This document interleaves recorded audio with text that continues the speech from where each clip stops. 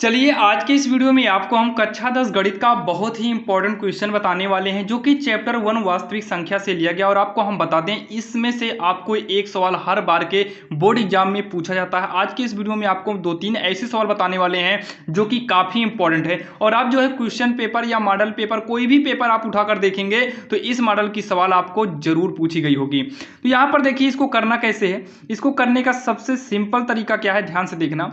ये बोला है सिद्ध कीजिए कि √5 एक अपरिमेय संख्या है। जब भी इसे सिद्ध करेंगे तो ये बोला है √5 एक अपरिमेय संख्या है। हमें यहां पर मान लेना होगा, क्या मानेंगे, माना √5 बोला अपरिमेय है तो मान लेंगे कि परिमेय है। क्या मान लेंगे, परिमेय है। तो माना √5 एक परिमेय संख्या, हमेशा याद रखिएगा इसको परिमेय ही मानना है। तो परिमेय संख्या है, इसको हमने क्या मान लिया, परिमेय संख्या है। और याद रखिएगा परिमेय संख्या वही संख्या होती है जो p/q के रूप में हो, यानी कि √5 बराबर p/q करेंगे। अब बहुत सारे बच्चे यहाँ पर x/y करते हैं, a/b करते हैं, तो वो भी सही है, आप घबराइएगा नहीं। और साइड में यहीं पर लिख देंगे जहाँ q डज नॉट 0, मतलब ये जो हर में है ये हर वाला शून्य के बराबर नहीं होता है, तो यहाँ पर q डज नॉट 0 किए हैं। अब उसके बाद इसी को फिर से एक बार उतारिएगा, √5 बराबर p/q। अब इसके बाद जब रूट में अकेले 5 हो, यानी कि √5 अकेले हो, इसके आगे कुछ भी संख्या ना हो, तो आप इसी को एक बार उतारने के बाद ये रूट की संख्या याद रखिएगा अपरिमेय होता है, तो आप इधर एरो लगा के लिख देना अपरिमेय है या फिर अपरिमेय संख्या है। और इधर एरो लगा के लिख दीजिएगा परिमेय संख्या है। क्या लिखेंगे, परिमेय संख्या है या फिर परिमेय, दोनों आपका सही होगा। अब इक्वल के पहले अपरिमेय, इक्वल के बाद परिमेय, तो ध्यान देना ये आपका गलत रहेगा, यानी कि गलत का मतलब है कि ये एक दूसरे का विरोध करेंगे। अपरिमेय के बराबर में परिमेय नहीं हो सकता है, तो यहाँ पर लिखेंगे ये विरोधाभास होंगे।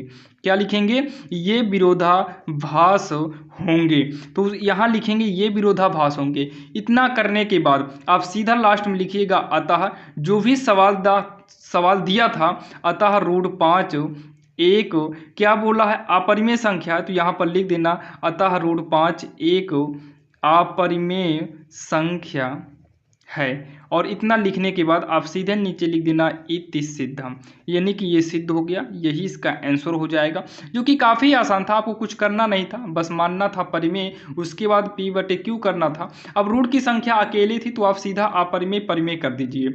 अब इस रूट के आगे गुणा हो जोड़ हो वो कैसे होगा, अभी आपको नेक्स्ट सवाल में हम बताने वाले हैं। तो आशा करता हूँ ये वाली सवाल आपकी समझ में आई होगी। तो चलिए हम देखते हैं सवाल नंबर दूसरी।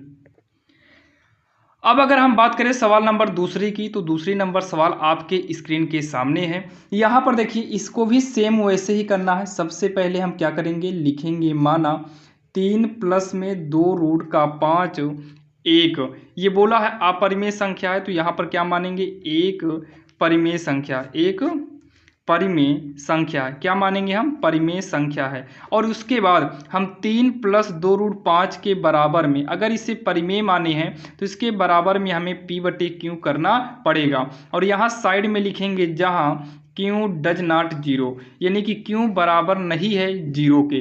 अब उसके बाद देखिए इसके पहले तो √5 अकेले था, लेकिन यहाँ पर इतने अंक आ गए हैं, तो आपको क्या करना है, सबसे पहले केवल रूट की संख्या को ही बचाइए। तो इस √5 को बचाने के लिए हमको 2 √5 पूरा उतारना पड़ेगा, बराबर में p/q।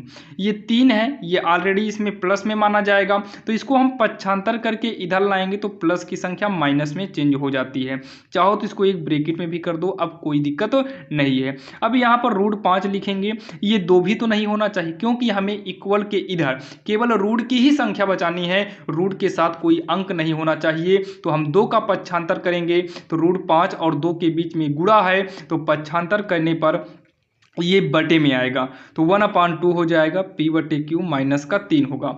अब यहाँ पर आप चाहो तो 1/2 का अंदर गुणा करो, अगर नहीं करने की इच्छा है फिर भी कोई दिक्कत नहीं है, आपका सही रहेगा।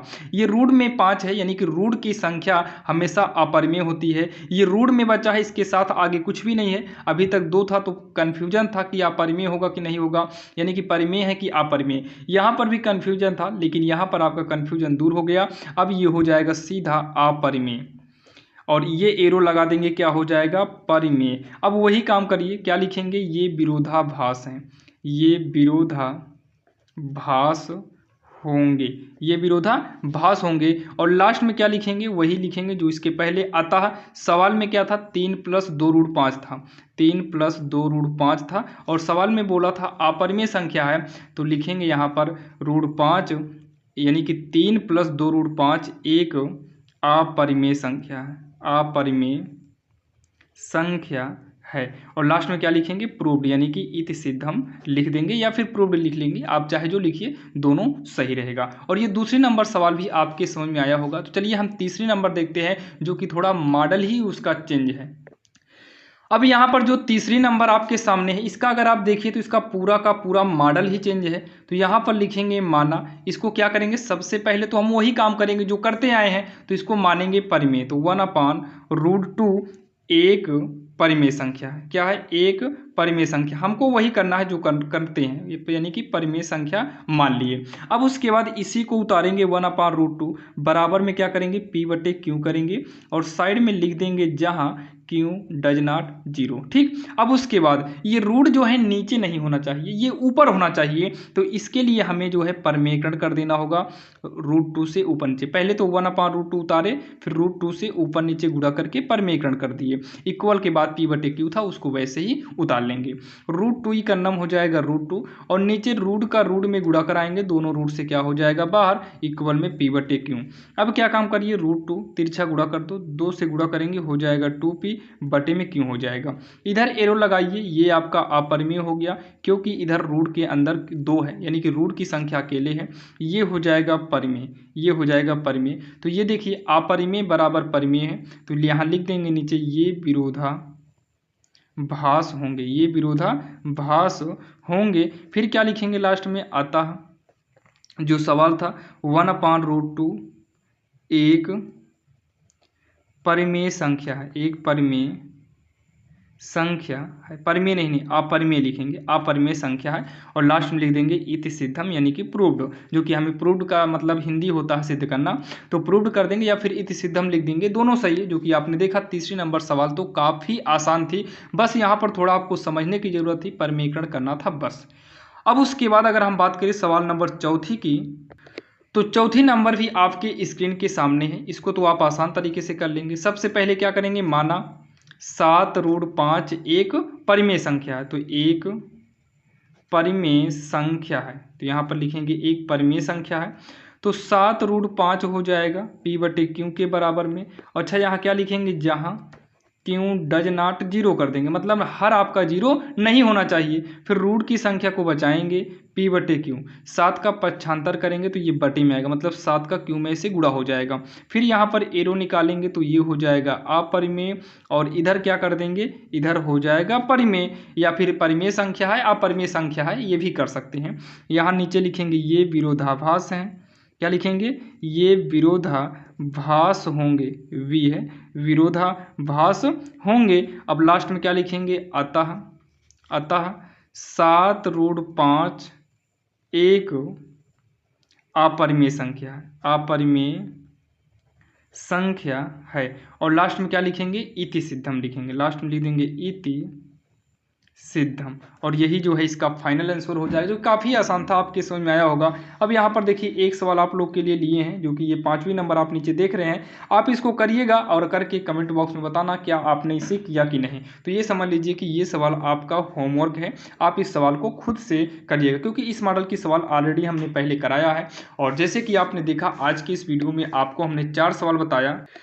अगर आप इन 4 सवाल को पढ़ लेते हैं तो कंफर्म बता रहे हैं कि आपको इसमें से एक सवाल बोर्ड एग्जाम में कंफर्म पूछा जाएगा। और सभी चैप्टर के इंपॉर्टेंट क्वेश्चन को देखने के लिए हमने डिस्क्रिप्शन में लिंक दे दिए हैं, वहां पर जाकर आप लाइन बाय लाइन सभी क्वेश्चन को देख सकते हैं। और अगर आप इंग्लिश में क्वेश्चन आंसर बनाना नहीं आता है तो इंग्लिश में हमने क्वेश्चन आंसर बनाना भी सिखाए हैं, जिसका वीडियो भी डिस्क्रिप्शन में हम दे देंगे, वहाँ पर देख लीजिएगा। बाकी जो है आप RSL इंग्लिश ग्रामर चैनल पर जाकर देख सकते हैं। तो चलिए मिलते हैं किसी अन्य वीडियो में।